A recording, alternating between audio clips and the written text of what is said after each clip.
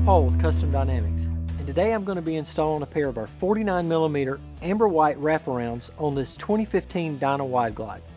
Installing our wraparounds is a great way to customize the look of your bike. They're available with chrome or black housings and include our popular white running light with a full contrast amber turn signal. I've already removed the stock front turn signals from the bike. To get started, secure the bike on a flat jack in order to lift the front wheel slightly off the lift. Loosen the pinch bolt on the upper and lower triple trees to allow the front forks to drop down just enough to drop the wraparound over the fork tube. The wraparounds are labeled as left and right. They are in the proper position with the wires routed towards the center of the bike and the two Allen bolts facing the lower triple tree. Slide the forks back into the upper triple tree and tighten to the manufacturer's suggested torque rating. Now route the wires from the wraparounds to where the stock turn signal is unplugged.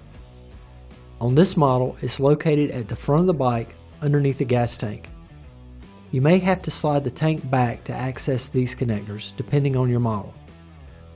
Ensure any excess wire is cut back and all wiring is secured with tie wraps. The wraparounds include a pair of AW converters that need to be wired to the wraparound LED unit. I recommend using the posi-lock connectors to hook these up. Simply match the color of the wires connecting white to white and yellow to yellow.